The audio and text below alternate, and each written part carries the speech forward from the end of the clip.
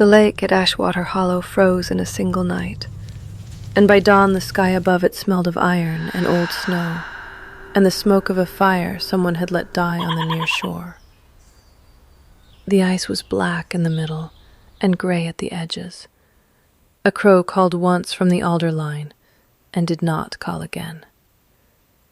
The road above the water was empty, except for a girl in a brown coat too thin for the season, carrying a coil of hemp rope over one shoulder and a boat-hook in her other hand. Her name was Wren Halloway. She was 25, and the kind of woman a room forgot the moment she left it. Not rich, not poor. The kind of girl people walked past in a market and could not, an hour later, tell you the color of her hair. Brown. It was brown. She had a face that did not draw the eye, and hands that had learned every knot a fisherman's daughter needed to know before she was 10. Her father had been a boatman on this same lake, and had drowned in it when she was 14. She had lived since with her mother's cousin, who kept the little post house at the crossroads, and asked her for her keep in scrubbed floors, and mended linen, and rope work no man in the parish did better. The lake was going to kill someone before the morning was out. She had known it the night before, when the wind had turned, and the water had begun to still itself in a way water only stilled when it meant to lock. She had told the steward at the great house. She had told the vicar. She had told the miller, who only laughed and said the gentry knew their own business. The gentry had planned a skating party at first light. 12 lords down from London on a hunting week, and a duke expected on the road behind them, and a rider had gone out at dusk with silvered lanterns to hang from the bare boughs. She had come down to the shore with rope and hook because no one else would. She did not see, at first, that the ice had already broken. She heard it, a crack like a rifle in cold air, and then the softer sound after, which was worse. Wood on ice, a skate blade scoring, a voice she did not know shouting a name she did not know. Then many voices. Then the silence that comes when men understand they are in the water and not on it. She did not think, she moved. The bank fell away in a short scree of frozen reed and stone, and she went down it sideways on the edges of her boots, the rope paying out from her shoulder as she ran. At the water's edge she did not stop. She did not curtsy to the disaster in front of her, did not stand and count.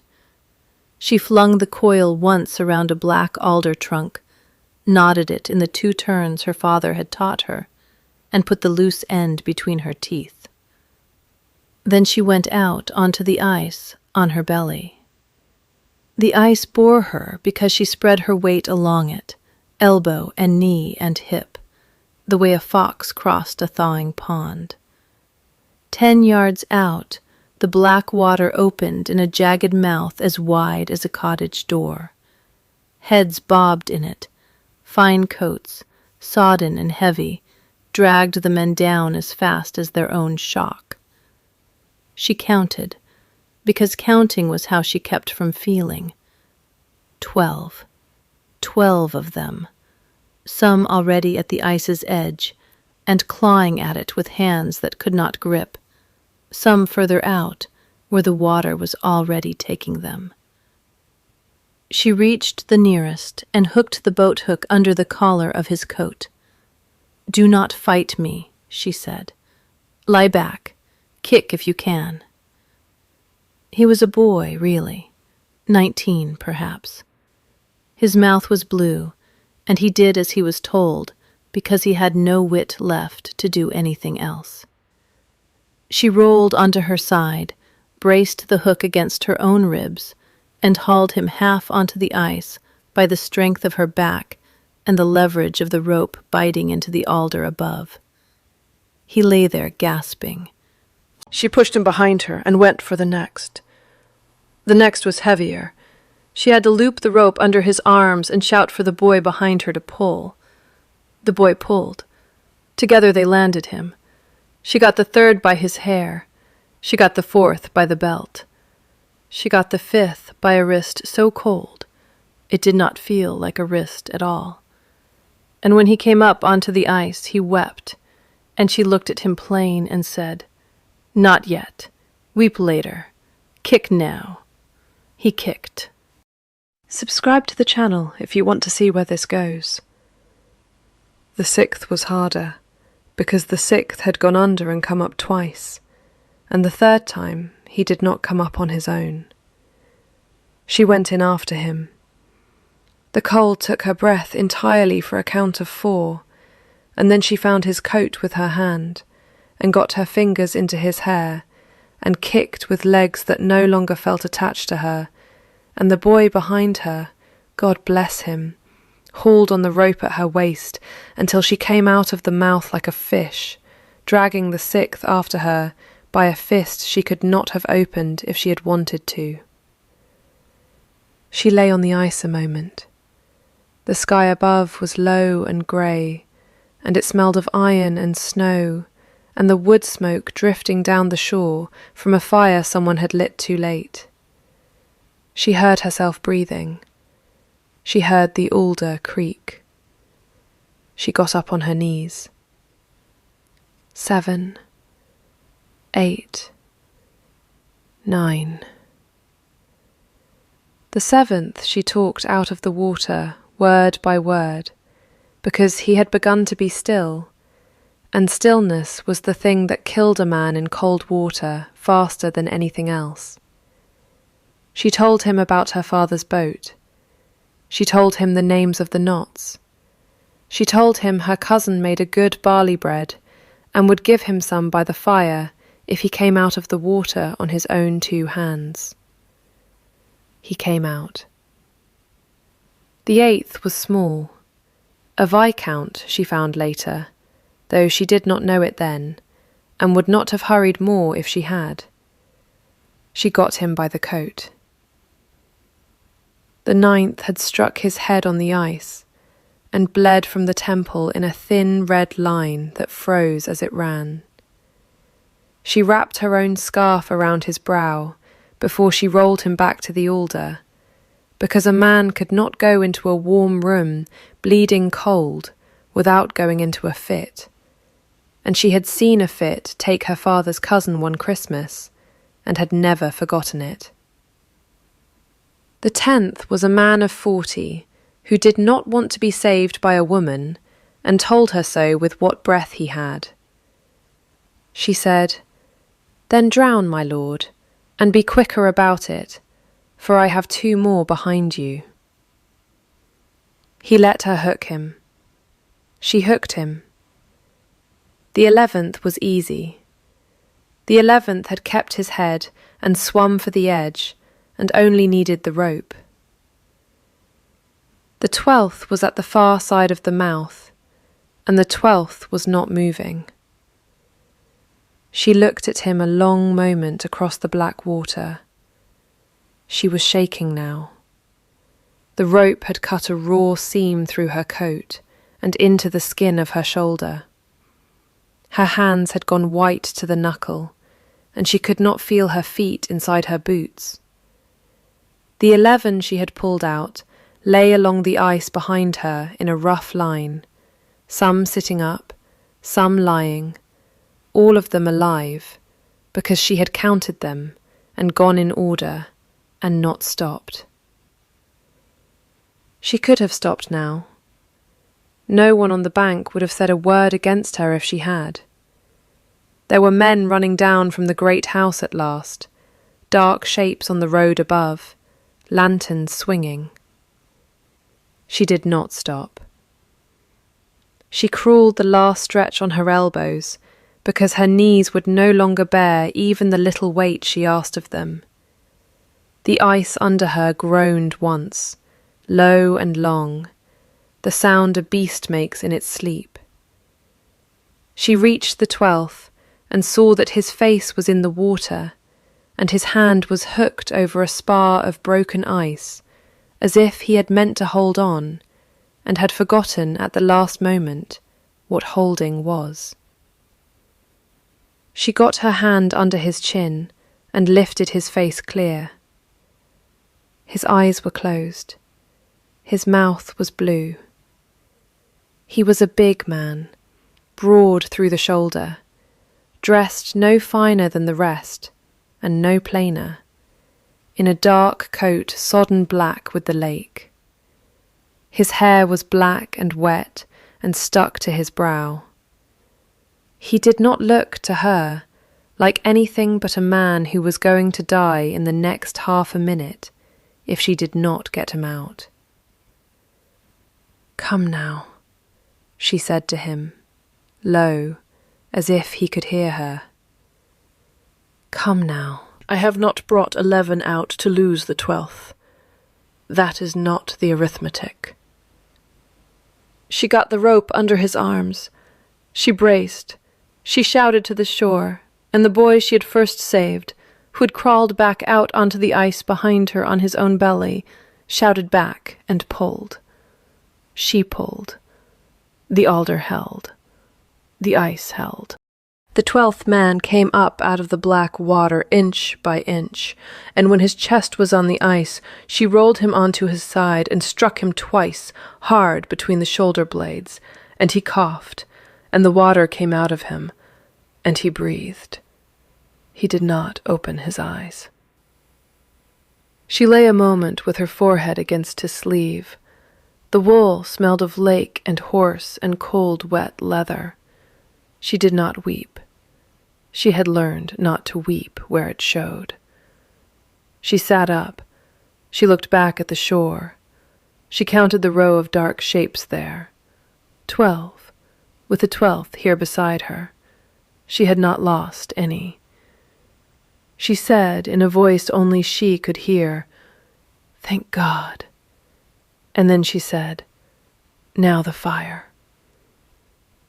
The men from the great house reached them then, and there were shouts and blankets and the crashing of boots on the ice, and hands took the 12th from her, and hands took her, and she said no to the hands that took her, and yes to the blankets, and she wrapped herself in one, and stood up on the shore under her own power, and would not be carried. She walked the road back to her cousin's post house at the crossroads, without looking behind her.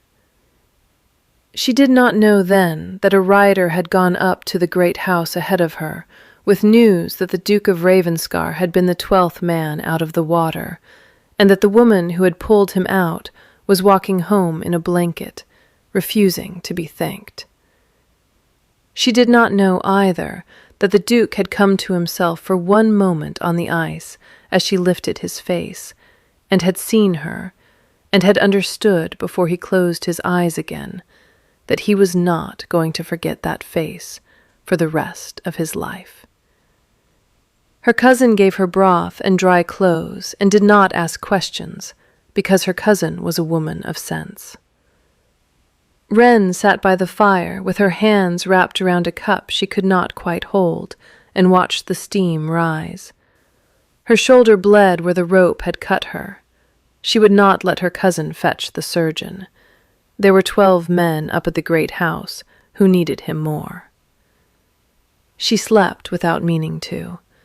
When she woke, it was dusk, and someone was knocking at the door.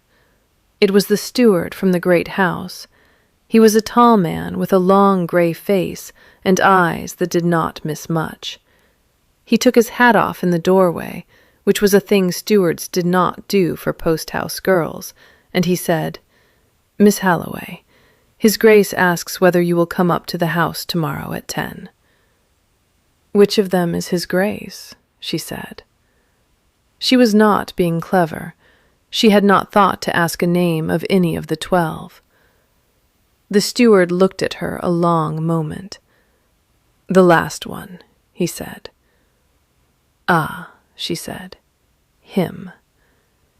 He is alive because of you. He is alive because he had a good coat, and I had a good rope. He would like to thank you. He does not need to thank me. Tell him not to." The steward almost smiled and did not. "I will tell him you said so," he said. "He will come anyway." She went up to the great house at 10 because her cousin made her, and because refusing a duke a hearing was not a thing a girl in a brown coat could afford to do twice. She was shown into a small, warm room off the hall. The fire was banked high. There were books on the walls. There was a man standing by the window with his back to her, and when he turned, she saw that he was the 12th. His face was still gray under the tan. There was a bruise the color of a plum along one cheekbone. He was tall and broad, and not conventionally handsome, with hard bones and a nose that had been broken once, and set by a man who did not care overmuch how it looked afterwards.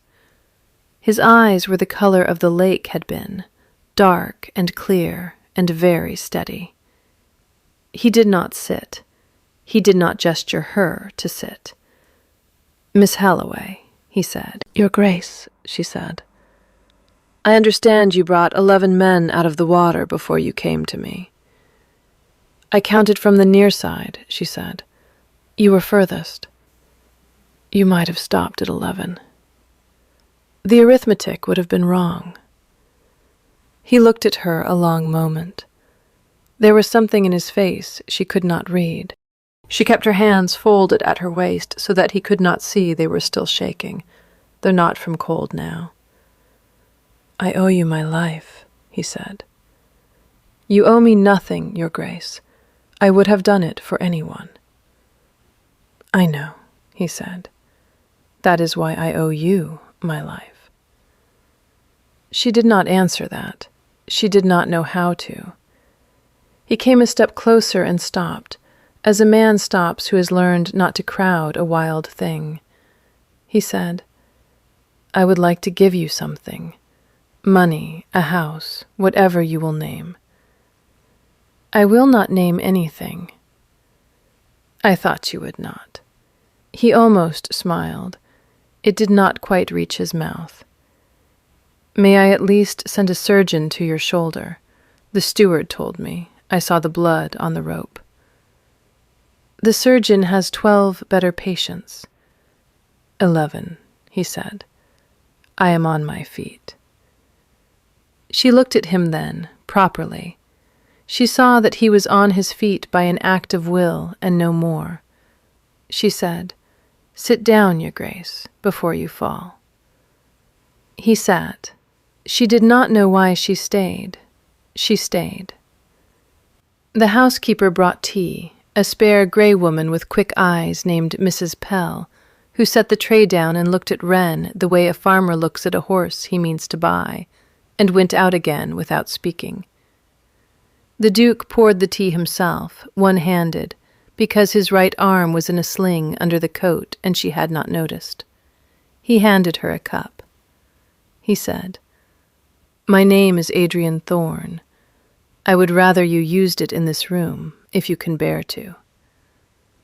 "I cannot bear to," she said. "Not yet." "Then Your Grace will do." They drank the tea.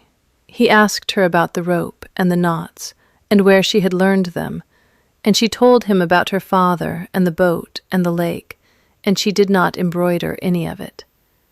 He listened the way a man listens who has spent his life being lied to and has grown to prize the sound of a plain sentence.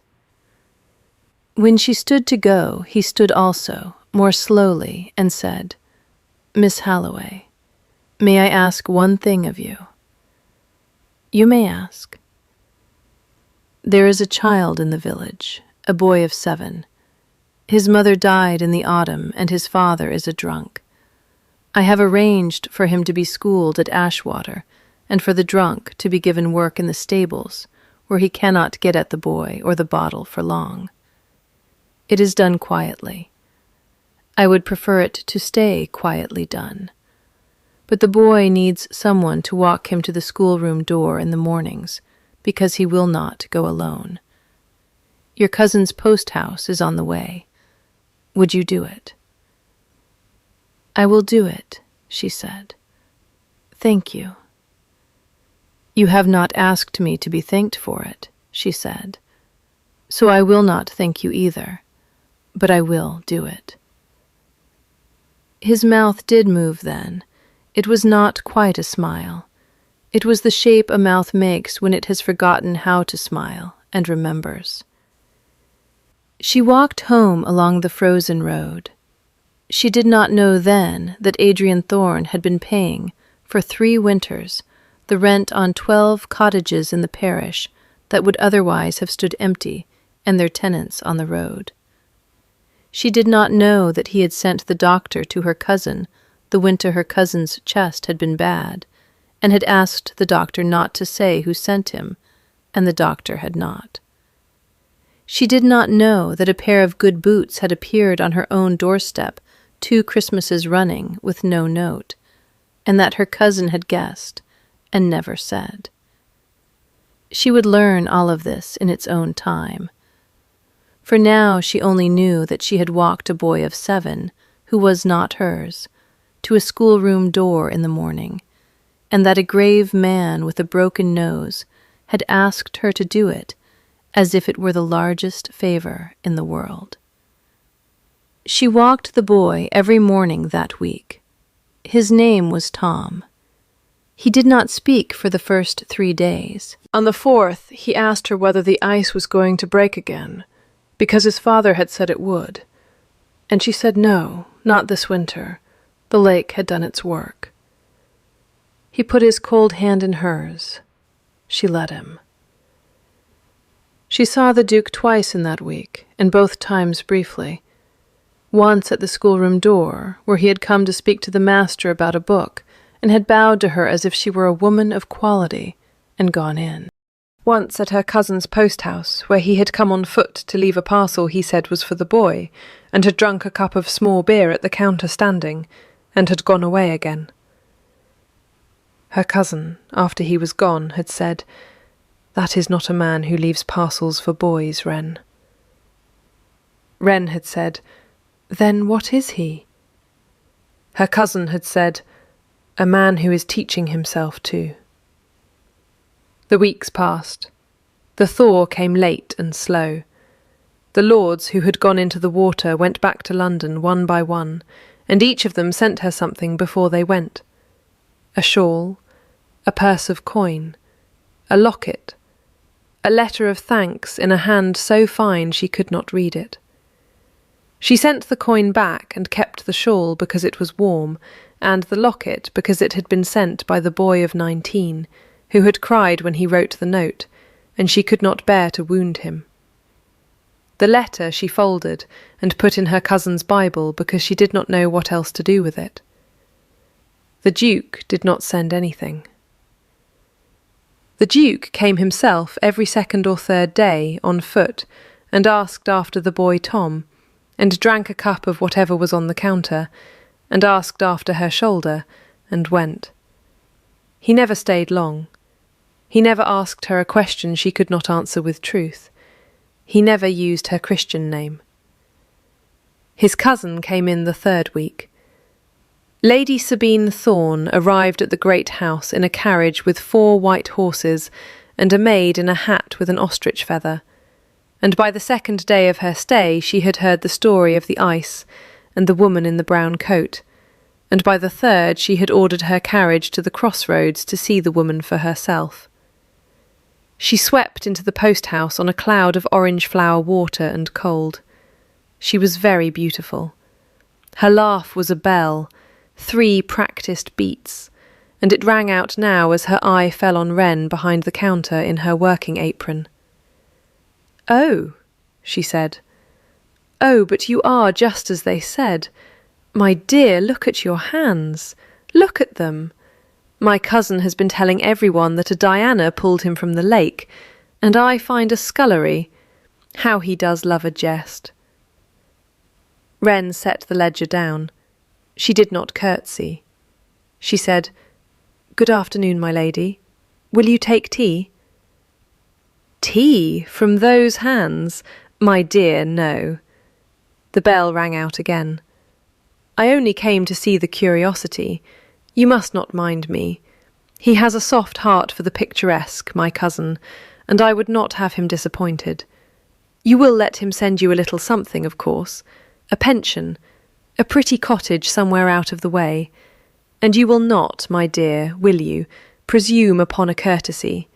He is a duke. You are a woman who mends rope. The distance between those two things is not one that a lake can close. She did not raise her voice. She did not need to. 2 farmers at the counter had gone silent. Wren's cousin in the back had gone silent.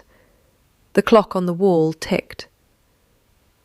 Wren said, "Will you take tea, my lady?" "You did not hear me, my dear." "I heard you plain. I asked whether you would take tea. It is a cold day, and my cousin's kettle is hot. That is what my hands do when a person of any rank walks through that door. If you will not take tea, I will wish you good afternoon, and go back to the ledger, which is honest work, and does not care who I am." Lady Sabine's face did a small, hard thing at the corner of the mouth. The bell did not ring. "You will regret this tone," she said. "I regret very little, my lady," Wren said. "I have not the leisure for it." Lady Sabine went. The door shut behind her. The farmers at the counter looked at each other, and then at Wren, and one of them said quietly, "Miss Halloway," and touched his cap and went out. Wren sat down on the stool behind the counter. Her hands were shaking. She put them under the counter so that her cousin should not see. Her cousin saw. Her cousin said nothing, which was the kindness Wren needed. That night she wrote a short letter to the Duke. She said that she had been very glad to walk the boy Tom to school, and she hoped he would find someone else to do it now, because she thought she would go for a time to her father's sister in the next county, who had asked for her often, and whom she had put off too long. She wrote it plain. She sealed it. She gave it to her cousin's boy to carry up to the great house in the morning. She did not know that Lady Sabine had written her own letter that night, and sent it up to the great house by an earlier hand, in which she had described the scullery woman at the crossroads, and her impudence, and her presumption, in language calculated to move a duke to close a door.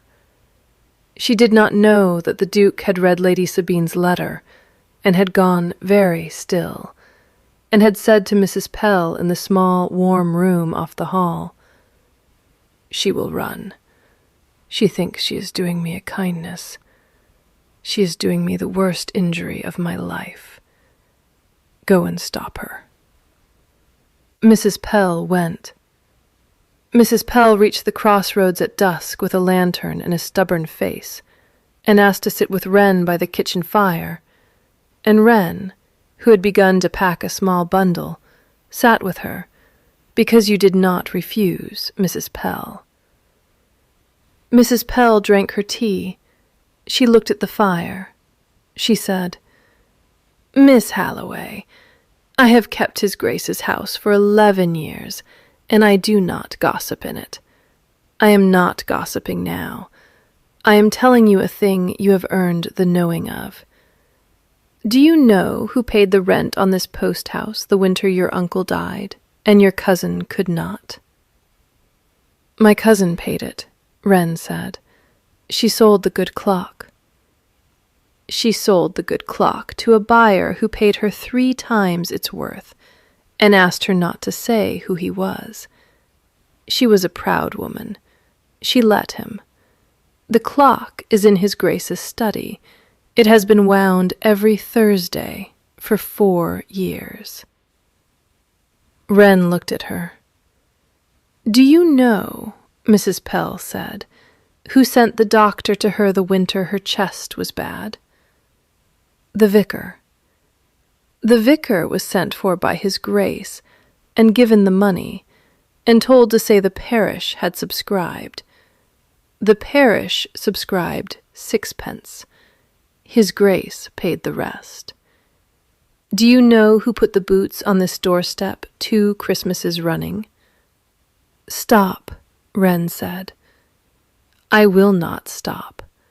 Do you know who has kept the schoolroom open at Ashwater these 5 years for the children of drunks and widows, on the condition that his name should never appear in the ledger?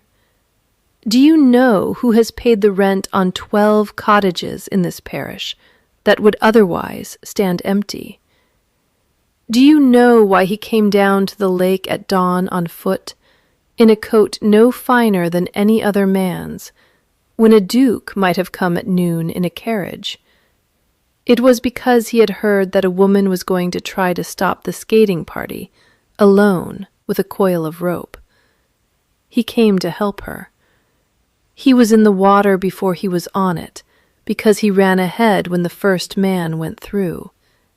He is not a man who leaves parcels for boys, Miss Halloway. He is a man who has been leaving parcels for boys for a very long time, and asking no one to see him do it. And now a woman has done a thing for him that no one saw her do either, and he has understood, for the first time in his life, what it was to be on the other side of that. Wren sat very still. He will not press you, Mrs. Pell said. He does not press. He has sent me to tell you what he could not tell you himself, without seeming to bargain. Do what you will with it. But do not run because a peacock in an ostrich feather told you to.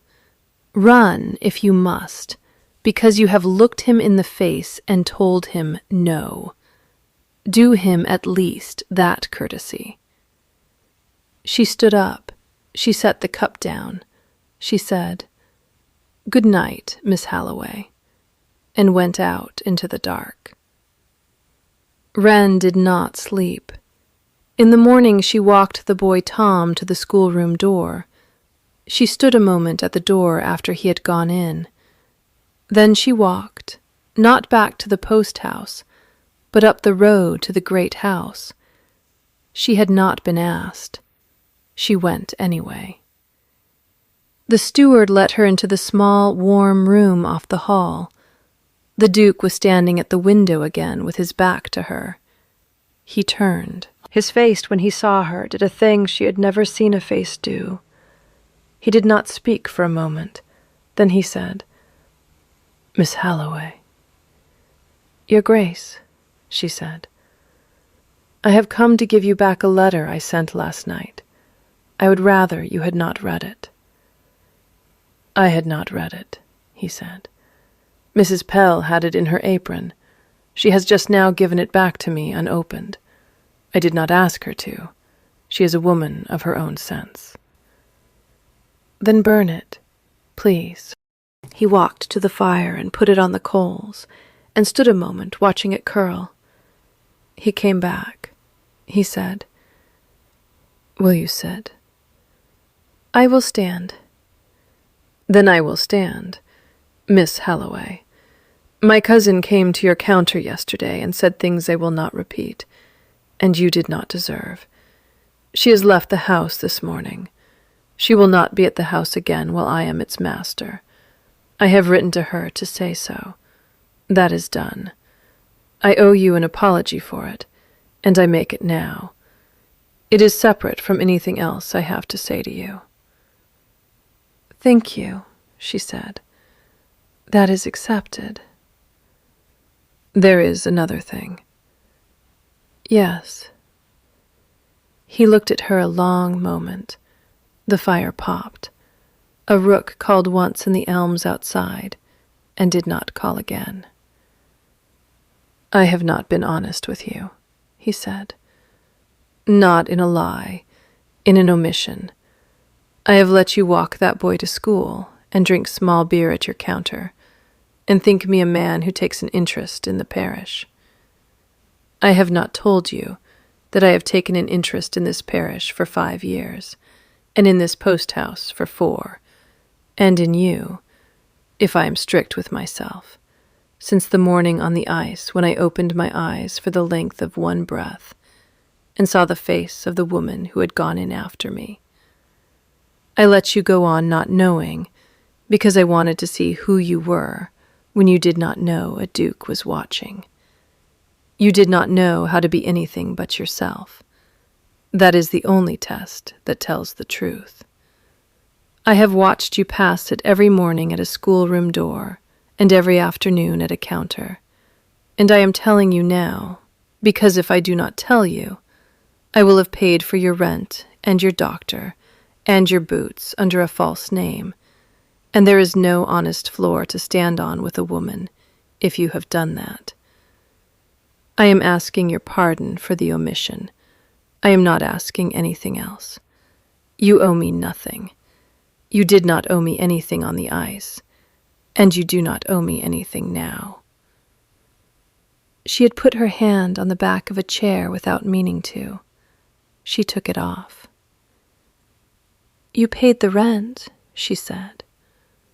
I paid the rent. You sent the doctor. I sent the doctor. The boots. The boots. Why? Because it wanted doing, and I could do it, and there was no one else.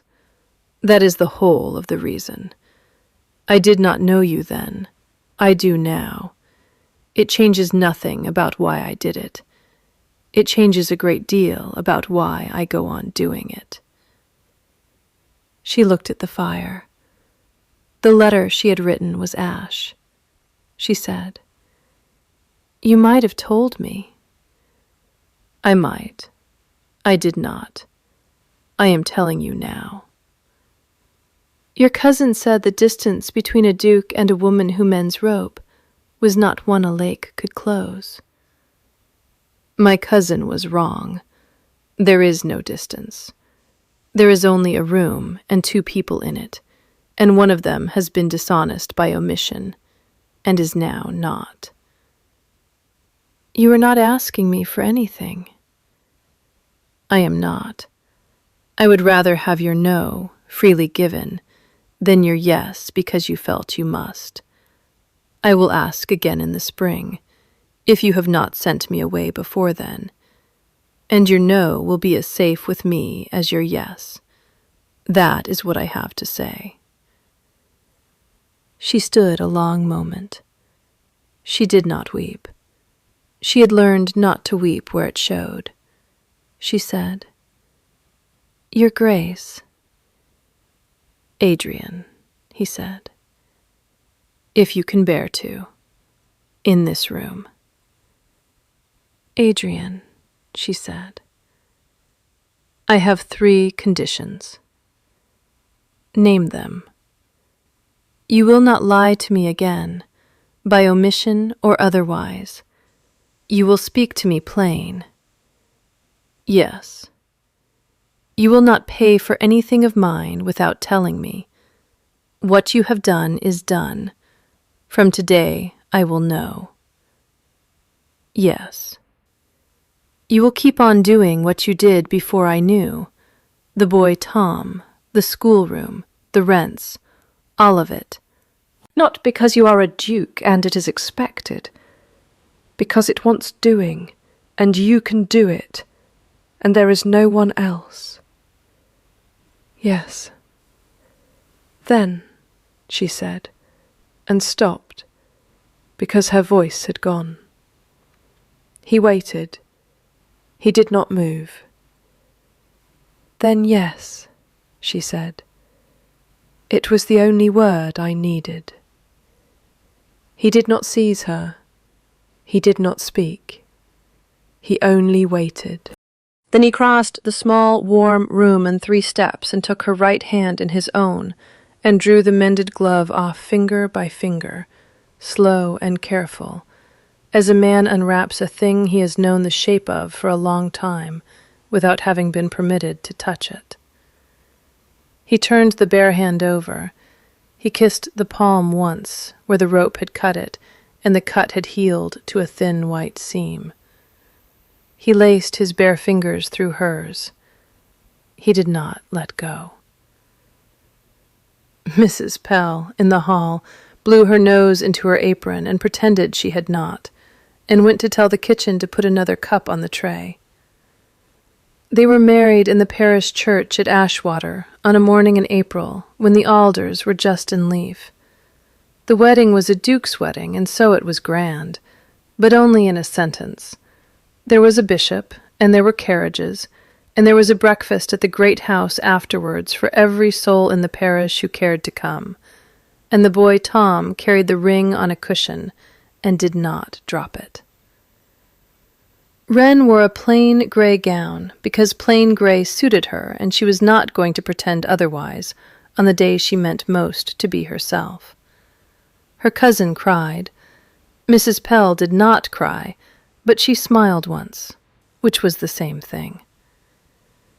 A year later, on a night in early winter when the first frost was on the alders, and the lake at Ashwater Hollow had begun again to still itself, the way it stilled when it meant to lock, they sat by the fire in the small, warm room off the hall. Their bare hands were laced on the arm of the chair between them, and did not let go. The boy Tom, who was 8 now, was asleep on the rug with his head on a spaniel. Mrs. Pell had gone up with a candle an hour before. The steward had wound the good clock, which stood in the corner and kept excellent time. On the mantel was a coil of hemp rope, cleaned and coiled small, that Wren had asked to be brought up from the boathouse and kept there, because a rope was a thing you might want in the night, and it was foolish to be proud about where you kept it. Adrian looked at it and did not speak. She said, "You are thinking about the ice."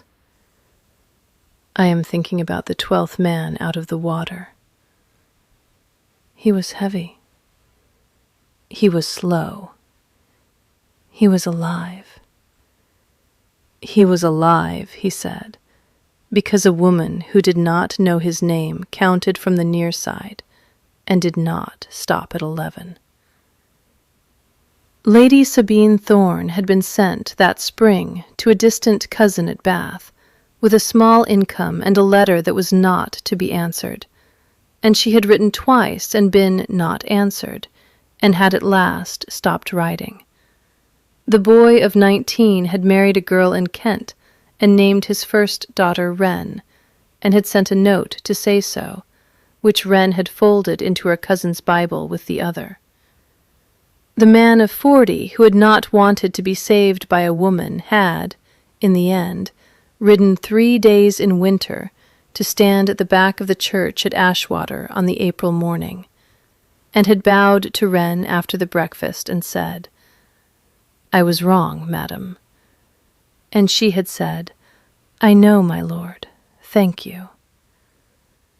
The doctor, whom Adrian had gone on paying without pretending otherwise, had gone on being sent where he was needed. The rents on the 12 cottages had not risen. The schoolroom door had gone on opening in the mornings, and the boy Tom had gone on walking through it, and other boys behind him, and 1 or 2 girls, and Wren had gone on walking with whichever of them needed the hand.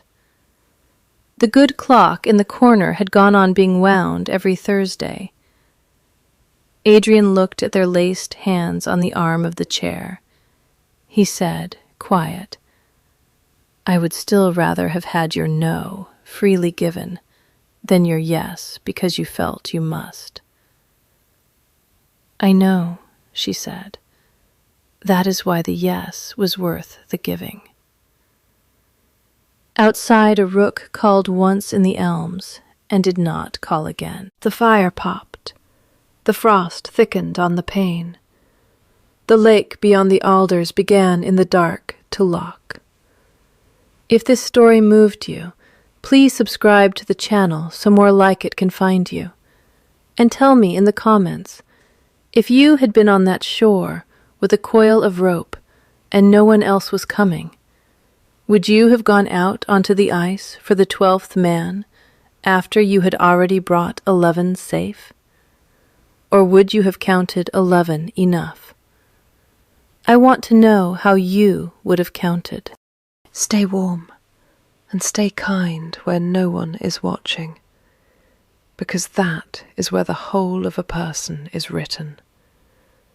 There is another story waiting for us, and I will tell it to you soon.